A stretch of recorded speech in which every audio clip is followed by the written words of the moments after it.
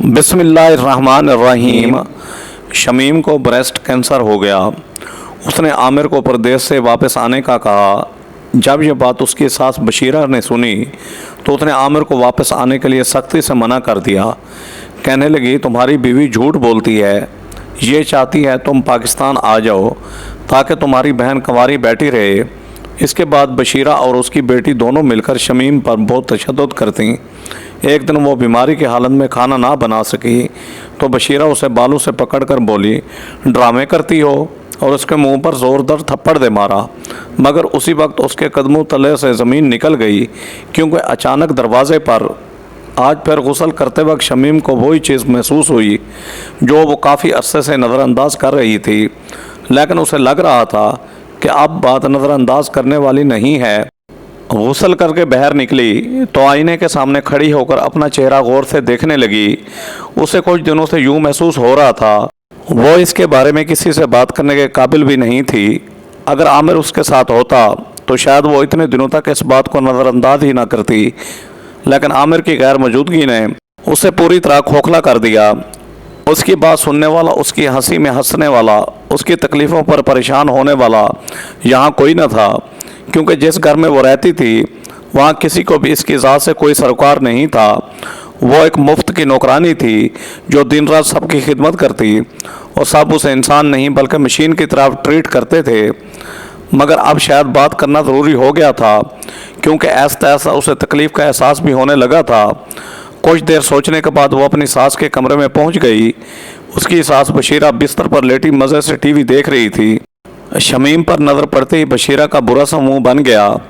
बशीरा गुस्से में कहने लगी, क्या बात है, सर पर आकर क्यों खड़ी हो गई हो? जाओ जाकर काम करो। नहा धोकर तो ऐसे निकली हो जैसे दरवाजे पर तुम्हारे आशिकों की लाइन लगी हो। बेशरम, बेहया, शौहर की गैर मौजूदगी में भी सज संवर कर रहती है। इतना भी ख्याल नहीं कि घर में देवर जवान हो रहे हैं। बशीरा ने वही जली कटी बातें दोहराई जो वो हमेशा शमीम को देखकर किया करती थी और जिन्हें सुनने के बाद शमीम शर्म से सर झुका जाती। सास की जहर आलूद बातें सुनने के बाद शमीम के अल्फाज हलक में ही दम तोड़ गए। वो सोचने लगी कि सास को बताऊं या नहीं। फिर अपने वजूद में उठते दर्द को महसूस करते हुए बड़ी मुश्किल से वो बोली, अम्मा आपसे ज़रूरी बात करनी थी। इसके लहजे की हिचकिचाहट और झुकी हुई नज़रों को देखकर बशीरा उठकर बैठ गई। गौर से बहू को देखते हुए कहने लगी, ऐसी क्या बात है जो मुंह बनाकर खड़ी हो? कहीं घर में कोई नुकसान तो नहीं कर दिया? बशीरा को पहला ख्याल यही आया था कि शमीम से घर की कोई चीज़ ख़राब हो गई होगी, क्योंकि जब भी वो ऐसी कोई गलती करती तो बशीरा उसे मार मार कर अधमोक कर देती। इसीलिए वो हमेशा कुछ गलत करने के बाद बताते हुए डरती थी। बशीरा की बात सुनते ही शमीम ने जल्दी से इनकार में सर हिलाया और इससे पहले कि वो कुछ कहती बशीरा खुद ही बोल पड़ी, देखो बीबी, मैके जाने की बात ना करना। तुम्हें पता तो है सलमा के इम्तिहानात करीब हैं, घर के कामकाज का बहुत मसला होगा। बशीरा ने अपने तौर पर अंदाज़ा लगाकर खुद ही फ़ौरन इनकार कर दिया और फिर लेटकर टीवी का वॉल्यूम बढ़ा दिया। शमीम ने एक नज़र सास पर डाली और आहिस्तगी से कहने लगी, अम्मा पिछले कुछ दिनों से मुझे अपनी छाती में गुठलियाँ सी महसूस हो रही हैं। पहले सिर्फ हाथ लगाने पर महसूस होती थी, लेकिन अब तो हाथ ऊपर करने में भी तकलीफ़ होती है। बड़ी मुश्किल से मैं काम कर पा रही हूँ।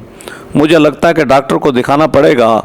हिम्मत करके शमीम ने वो बात बता दी जो उसे पिछले कई दिनों से परेशान कर रही थी, और अब बाकायदा उसे इतनी तकलीफ़ महसूस हो रही थी कि उसके लिए अपना बाजू ऊपर नीचे करना भी मुश्किल था। बशीरा ने शमीम की बात सुनकर एक गहरी नज़र उस पर डाली और कहने लगी, ये अच्छा है बहू रानी, काम न करने के लिए ऐसी बीमारी तलाश करके ले आओ कि जो नज़र भी ना आए और तुम्हारी बात भी बन जाए। तुम्हें मालूम है ना कि सलमा के इम्तिहानात होने वाले हैं, इसलिए तुम ये सारे ड्रामे शुरू कर बैठी हो। लेकिन याद रखो कि मेरी बच्ची कुछ नहीं करेगी, वो सिर्फ पढ़ाई करेगी। काम तुम्हें ही करना पड़ेगा। जाओ जाकर फटाफट सफाई शुरू करो। सुबह के 11 बजने वाले हैं, मगर तुम्हें तो पहले सजने संवरने की पड़ी रहती है। मुँह ही मुँह में वो और भी बहुत कुछ बिड़बिड़ाती रही। बशीरा ने मुँह फेरा और शमीम की पूरी बात को नज़रअंदाज कर दिया। शमीम की आंखों में आंसू आ गए। वो बिना कुछ कहे सास के कमरे से बाहर निकल आई, लेकिन जैसे ही उसने झाड़ू लगाने के लिए हाथ को हरकत दी तो सीने में शदीद दर्द होने लगा। समझ नहीं आ रहा था वो क्या करे। पहले एक छोटी गिल्टी थी, लेकिन अब आहिस्ता आहिस्ता बड़ी होती जा रही थी। तकलीफ से आंखों में आंसू आ गए, मगर वो खामोशी से सब कुछ बर्दाश्त करते झाड़ू लगाने लगी, क्योंकि आमिर ने जाते जाते उससे ये वादा लिया था कि वो आमिर की माँ और बहन भाइयों का ख्याल रखेगी। लेकिन शायद आमिर ये वादा अपनी माँ से लेना भूल गया था कि उसकी गैर मौजूदगी में उसकी माँ शमीम का ख्याल रखे। झाड़ू लगाते लगाते आंखों से आंसू बहते चले जा रहे थे कि इतने में उसका देवर आदिल बाहर से घर में दाखिल हुआ तो आंगन की झाड़ू लगाती हुई शमीम पर उसकी नज़र पड़ गई। शमीम के आंसू देखकर आदिल फ़ौरन उसके करीब आ गया। कहने लगा, भाभी सब खैरियत है, अम्मा ने फिर कुछ कहा है क्या? शमीम ने इनकार में सर हिलाया और झाड़ू लगाने लगी, लेकिन आदिल को शमीम से बहुत ज़्यादा लगाव था।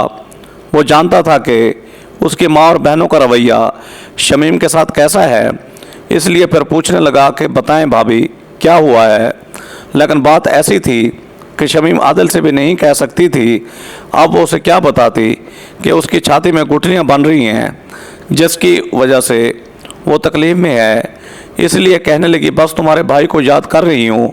यह सुनकर आदिल धीमे से मुस्कुरा दिया, लेकिन यह मंजर सलमा ने देख लिया।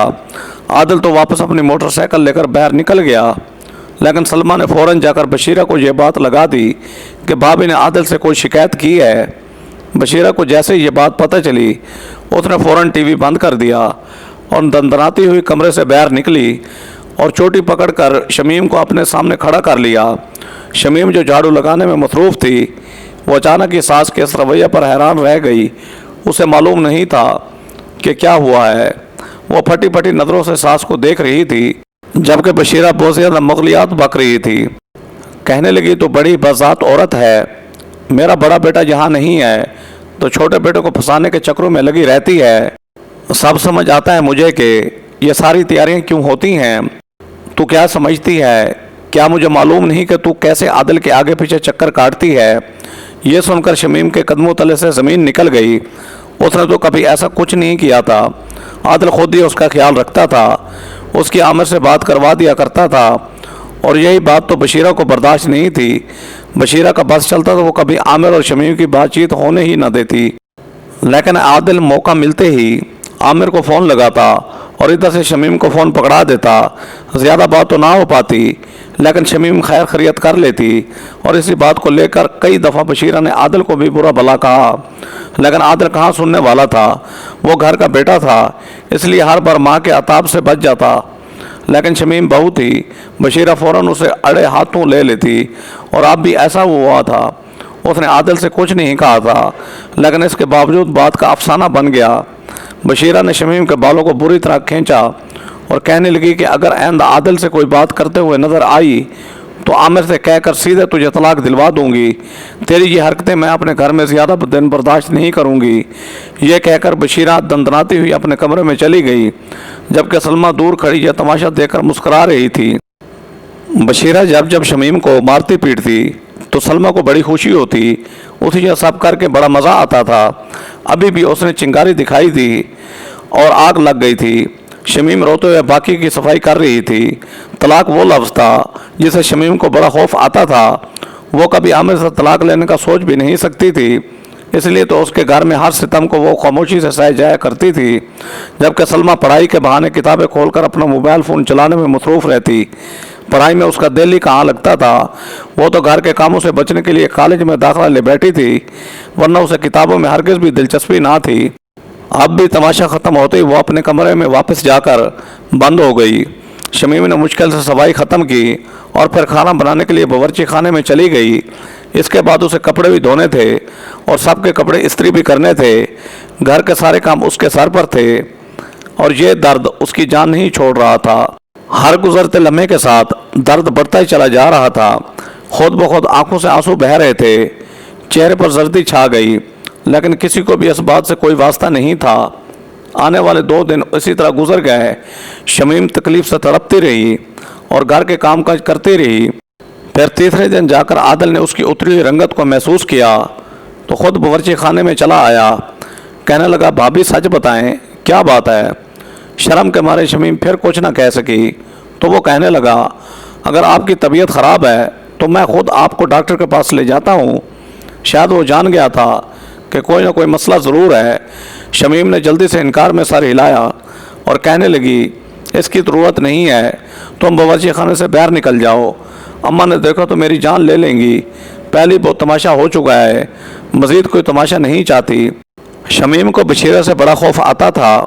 عادل نے ایک گہری نظر اپنی بھابھی پر ڈالی جو پوری طرح کملا گئی تھی، پھر کوئی سوچ کر کہنے لگا کہ شام میں اماں کو سلمہ کے ساتھ خالہ کی طرف جانا ہے، رات سے پہلے وہ دونوں نہیں لوٹیں گی، اتنی دیر میں آپ کو ڈاکٹر پاس دکھا کر لے آؤں گا، آپ اپنا چیک اپ کروا لینا۔ شمیم نے یہ سن کر ڈر کے مارے انکار کر دیا، لیکن عادل نہ مانا، کہنے لگا اگر آپ میرے ساتھ نہیں چلیں گی تو میں بھائی کو فون کر کے بتا دوں گا کہ آپ کی طبیعت خراب ہے۔ یہ سنتے ہی شمیم بول پڑی کہ عامر کو فون نہ کرنا، وہ پردیس میں پریشان ہو جائیں گے۔ ٹھیک ہے، اماں کے جانے کے بعد ہم چلتے ہیں۔ وہ خود بھی درد سے بے حال تھی، اس لیے دوا لینا چاہتی تھی۔ شام کو عادل خود ہی بہن اور ماں کو اپنی خالہ کے گھر چھوڑ آیا، واپس لینے بھی اس نے ہی جانا تھا، اس لیے اس بات کی تسلی تھی کہ وہ پیچھے سے نہیں آئیں گی۔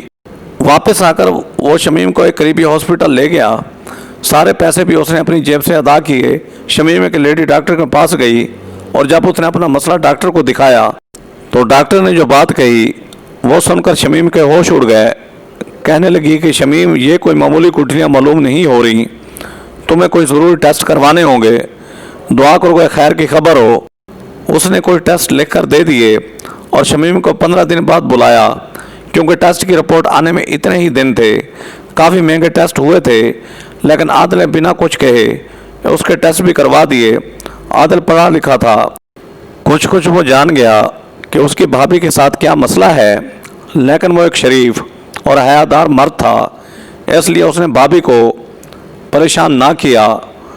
ڈاکٹر نے جو دوائی دی تھی وہ کھانے سے شمیم کو کافی حد تک آرام آ گیا، لیکن 15 دن بعد جب عادل نے ٹیسٹ کی رپورٹیں لیں تو اس نے خود ہی ڈاکٹر کو رپورٹس میں چیک کروا دیں، کیونکہ دوبارہ شمیم کو ہسپتال لانا ایک مشکل کام تھا۔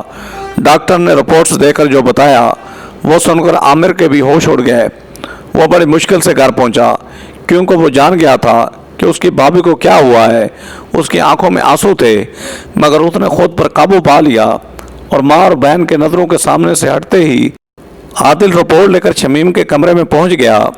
عادل کو اپنے کمرے میں دیکھ کر شمیم کی جان نکل گئی، غصے میں کہنے لگی عادل یہاں کیوں آئے ہو؟ عادل نے جلدی سے رپورٹ شمیم کے ہاتھ میں دی اور کہنے لگا بھابھی میں کل کوئی نہ کوئی بہانہ کر کے آپ کو ہسپتال لے جاؤں گا، آپ کی رپورٹس آ گئی ہیں۔ یہ سن کر شمیم پریشانی سے پوچھنے لگی سب خیریت تو ہے؟ عادل کے چہرے کا اترا ہوا رنگ شمیم کی نظروں سے چھپ نہ سکا، نہ چاہتے ہوئے بھی عادل کو بھی بتانا پڑا کہ اسے بریسٹ کینسر ہے۔ یہ سننا تھا کہ شمیم پوری طرح سکتے میں آ گئی، اسے لگا کہ وہ اگلا سانس نہیں لے سکے گی۔ چھاتی میں ہونے والی گٹھلیاں اور وہ شدید قسم کا درد در حقیقت کینسر کی علامت تھی۔ عادل سر جھکائے کہنے لگا بھابھی آپ کو مکمل علاج کی ضرورت ہے، آپ کے پاس زیادہ وقت نہیں ہے۔ عادل کی بات سن کر شمیم کھوئے کھوئے انداز میں اس کی جانب دیکھنے لگی۔ ابھی تو اس نے زندگی کی 25 بہاریں ہی دیکھی تھیں، اور وہ بہاریں بھی اس کے شوہر کے بغیر بالکل ادھوری تھیں۔ شادی شدہ زندگی کا سوق اسے نصیب ہی کب ہوا تھا۔ عامر اسے ہر وقت یہی بات کہتا تھا کہ بس کچھ وقت گزارا کر لو، پھر میں واپس لوٹ کر آؤں گا اور ہم اچھی زندگی گزاریں گے، لیکن وہ اچھی زندگی شروع ہونے سے پہلے ہی تاریکی چھا گئی۔ شمیم چکرا کر بستر پر بیٹھ گئی، آنکھوں سے آنسو بہنے لگے۔ وہ بے یقینی سے عادل کو دیکھ رہی تھی۔ عادل نے اپنا فون اس کی طرف بڑھایا اور کہنے لگا بھابھی آپ بھائی کو فون کر کے سب کچھ بتا دیں اور انہیں واپس آنے کا کہیں، آپ کو مکمل علاج کی ضرورت ہے، اماں تو آپ کا علاج نہیں کروائیں گی، بھائی کو بھی واپس آنا ہوگا۔ یہ کہہ کر وہ کمرے سے نکل گیا۔ کتنی ہی دیر تک شمیم روتی رہی اور پھر اس نے ہمت کر کے شوہر کو فون لگایا۔ عامر کی آواز سنتے ہوئے وہ پھر زارو قطار رونے لگی۔ عامر گھبرا گیا، پوچھنے لگا بتاؤ شمیم کیا ہوا ہے؟ اس سے پہلے شمیم نے کبھی اس سے کوئی شکایت نہیں کی تھی، وہ خاموشی سے سب کچھ سہتی چلی آئی تھی، لیکن اب بات اس کی زندگی اور موت کی تھی، اس لیے وہ برداشت نہ کر سکی اور اس نے روتے ہوئے شوہر کو بتا دیا کہ مجھے کینسر ہو گیا ہے۔ یہ کہہ کر وہ پھر رونے لگی۔ जबकि दूसरी तरफ आमिर की तो सिट्टी ही गुम हो गई थी। कितनी देर वो कुछ ना कह सका। शमीम ही हिम्मत करके बोली, आमिर आप वापस आ जाएं, जिंदगी और मौत का क्या भरोसा, और मौत का क्या भरोसा, मैं अपने आखिरी दिन आपके साथ गुजारना चाहती हूँ।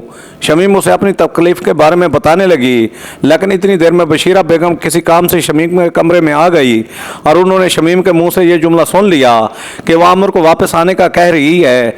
बशीरा बेगम ने गुस्से में फ़ोन छीन कर अपने कान से लगा लिया और कहने लगी कि खबरदार आमिर, जो तूने वापस आने के बारे में भी सोचा, तेरी बीवी का तो दिमाग ख़राब हो गया है। ये चाहती ही नहीं कि हम सब सुकून की ज़िंदगी गुजारें, रोज़ कोई ना कोई तमाशा लगा के रखती है। अब भी तो इससे झूठी सच्ची बातें कर रही है। अच्छी भली ठीक ठाक मेरे सामने बैठी है, इसे कुछ नहीं हुआ। सलमा की शादी करनी है, इसके जहेज़ के पैसे जोड़ने हैं, और यही बात उसको बर्दाश्त नहीं कि उसके शौहर की कमाई से सलमा की शादी हो। माँ की बात सुनकर आमिर कहने लगा, अम्मा उसे कैंसर हो गया है, ये बात आपने मुझे क्यों ना बताई। ये सुनकर बशीरा बेगम भी हक्का बक्का हुई, क्योंकि अभी तक उन्हें भी खबर नहीं थी। लेकिन फिर फौरन उन्होंने बात का रुख बदला और कहने लगे, ये झूठी औरत तो कुछ भी कहती है। कैंसर हुआ होता तो ऐसे मेरे सामने बैठी जुबान चला रही होती, सारा दिन झगड़े करती है, तेरे पीछे बन सवर कर रहती है। मुझे तो लगता है गैर मर्दों के चक्कर में पड़ गई है। सलमा के इम्तिहानात सर पर हैं, ये चाहती है कि सलमा घर का काम करे, इसीलिए बीमारी का ढोंग रचाकर बैठ गई है। मैंने कहा भी कि बच्ची 4-6 दिन पढ़ाई कर लेगी तो फिर उसे चूल्हा चौका ही करना है, लेकिन तेरी बीवी तो मेरी बेटी की दुश्मन ही बन गई है। तू सुकून से अपनी नौकरी कर, तेरी बीवी को मैं खुद देख लूँगी। ये कहकर बशीरा ने फ़ोन काट दिया और सलमा से कहने लगी, ये कैंसर वाला कौन सा नया ड्रामा शुरू किया है। शमीम ने रोते हुए अपनी रिपोर्ट्स दिखाई और कहने लगी कि मैंने आदिल के साथ जाकर डॉक्टर को चेक करवाया था, ये रिपोर्ट्स हैं और मुझे सच में कैंसर है। आदिल का नाम आते ही बशीरा भड़क उठी और कहने लगी, तूने सही मेरे दोनों बेटों को उल्लू बना रखा है, लेकिन मैं भी तेरी सास हूँ। यह कहकर बशीरा बेगम ने शमीम की रिपोर्ट फाड़ी और कहने लगी, जा जाकर कुछ अच्छा सा खाना पका, सवेरा आ रही है, गोश्त भून कर रखना। यह कहकर बशीरा बेगम तो कमरे से चली गई, जबकि शमीम ने रोते हुए अपनी रिपोर्ट्स के चारों टुकड़े समेट लिए। उन्हें अलमारी में रखते वो काम में मसरूफ़ हो गई, क्योंकि वो जानती थी कि यहाँ ना ही कोई उसकी कदर करने वाला है और ना ही किसी को उसकी कोई परवाह है। आमिर भी माँ की बात सुन चुका था, इसलिए उस शमीम को यकीन था कि वो कभी वापस नहीं आएगा, ना ही अब उसकी बात पर भरोसा करेगा। आमिर को शमीम से कहीं ज़्यादा अपनी माँ पर यकीन था, इसलिए उसने किस्मत के साथ समझौता कर लिया। दूसरी तरफ बशीरा ने आदिल की खूब क्लास ली, उससे मोबाइल छीन लिया और कहने लगी कि अगर आइंदा तूने आमिर को फ़ोन किया या शमीम की कोई खबर पहुंचाई तो मुझसे बुरा कोई नहीं होगा। अगर आमिर वापस आ गया तो तेरी ये महंगे कॉलेज की फीसें कौन भरेगा। सलमा की शादी अच्छी जगह कैसे होगी, कुछ तो अक्ल के नाखून हुए।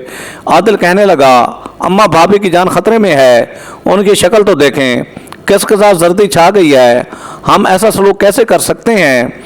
बशीरा ने गुस्से से बेटे को देखा और बोली कि फिर सारी ज़िंदगी तू यहाँ वहाँ धक्के खाते रहना। मैंने तो सोचा था कि भाई के पैसे से तेरा कारोबार जम जाएगा, लेकिन तू तो खुद अपने पाँव पर कुल्हाड़ी मारने पर तुल गया। बशीरा ने जज्बाती तौर पर ब्लैकमेल करके आदिल का मुंह भी बंद कर दिया। सवेरा शमीम की बड़ी नन थी, रात को अपने बच्चों के साथ आई तो बहुत नखरे के साथ उसने खाना खाया। उसे बहुत कम ही कोई चीज़ पसंद आई थी।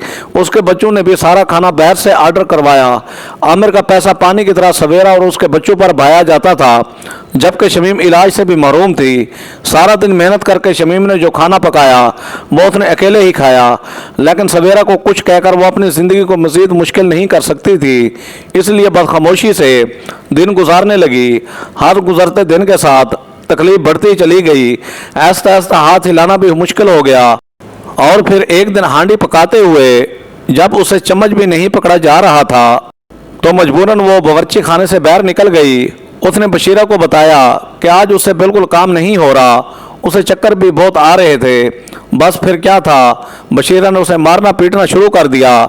सलमा भी खूब मौका का मज़ा लेकर शमीम के खिलाफ अपनी माँ को भड़का रही थी। बशीरा ने शमीम को इतना मारा कि वो ज़मीन पर गिर गई। उसके मुंह से खून बहने लगा। इससे पहले कि वो पूरी तरह बेहोश हो जाती, घर का दरवाज़ा खुला और सवेरा रोते हुई अंदर आई।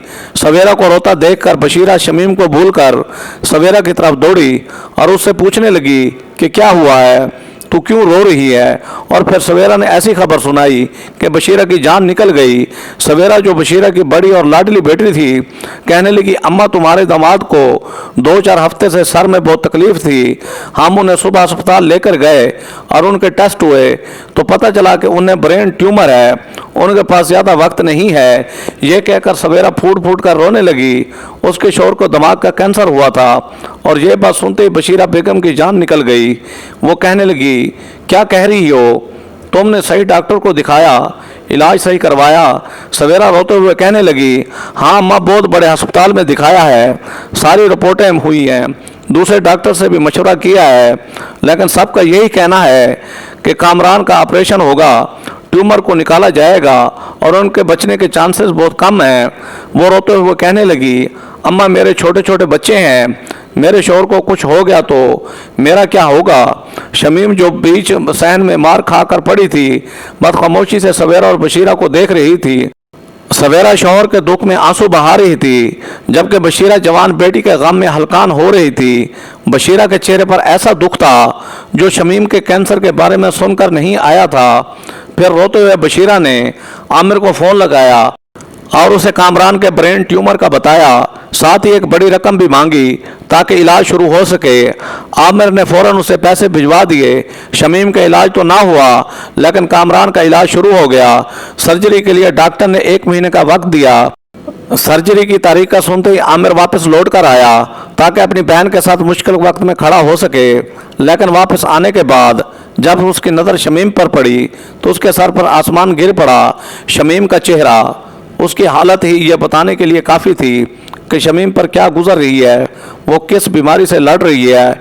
आमिर कितनी देर तक बेयकीन रहा और फिर उसने अपनी माँ की तरफ देखा तो बशीरा नज़रें चुरा गई, क्योंकि शमीम का सच खुद ब खुद साबित हो गया और बशीरा का झूठ भी खुल गया। आमिर उसी वक्त शमीम को लेकर अस्पताल भागा तो पता चला कि शमीम का इलाज मुमकिन है, उसका एक ऑपरेशन होगा और मुमकिन है कि कैंसर जड़ से ख़त्म हो जाए। उसकी छाती को काट कर कैंसर को ख़त्म किया जाना था। आमिर ने उसका भी इलाज शुरू करवा दिया। साथ ही सवेरा के शौहर का भी ऑपरेशन हुआ, लेकिन वह अपनी जान की बाजी हार गया। सवेरा दोनों बच्चों के साथ बेवा होकर अपने घर लौट आई, जबकि शमीम की हालत दिन ब दिन बेहतर होने लगी। आमिर इसके साथ खड़ा था, उसे छोड़कर वापस ना गया। आमिर ने अपनी लापरवाही के लिए शमीम से माफ़ी भी मांगी और शमीम ने उसे माफ़ कर दिया। शमीम का कैंसर ऐसा ऐसा ठीक हो रहा था, जबकि सवेरा इद्दत में बैठी थी और बशीरा बेगम की तो बोलती ही बंद हो गई, क्योंकि आमिर भी उनसे बातचीत नहीं कर रहा था। फिर आमिर के वापस जाने का वक्त करीब आया तो बशीरा बेगम खुद अपने बेटे के कदमों में बैठ गई, उससे माफ़ी मांगने लगी, क्योंकि उन्हें अपने किया का एहसास हो गया था। जवान बेटी की बेवगी ने उन्हें पूरी तरह तोड़ दिया था। आमिर ने उन्हें माफ़ तो कर दिया, लेकिन साथ ही उन पर यह खबर भी बिजली की तरह गिराई कि वो शमीम का पासपोर्ट बनवा कर जा रहा है और 1 महीने बाद वो शमीम को भी अपने पास बुलवा लेगा। बशीरा बेगम इस बार कुछ भी ना कह सकी। आमिर वापस चला गया और महीने बाद वादे के मुताबिक उसने शमीम को भी अपने पास बुला लिया। सवेरा, जो अब पहले अपने माँ के घर का खाना पसंद नहीं करती थी, शमीम के पकाए खानों में नुक्स निकाल कर बाहर से खाने ऑर्डर किया करती थी, धीरे धीरे वो पूरी तरह बदल गई। खुद खाना पकाती और अपने बच्चों को भी वही खाना खिलाती।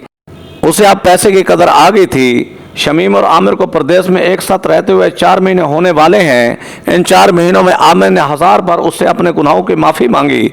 वह पहले से कहीं ज़्यादा उसका ख्याल रखता है। बशीरा बेगम भी खुदा से अपने गुनाहों के लिए तौबा करती ही रहती है। सवेरा भी अब संभल गई है, लेकिन क्या ज़रूरी है कि हम हमेशा ठोकर खाकर ही सही रास्ते पर चलें?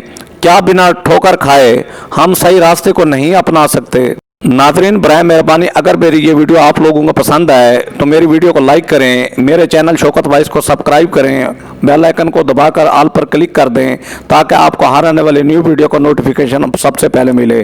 Thanks for watching. अल्लाह हाफिज़।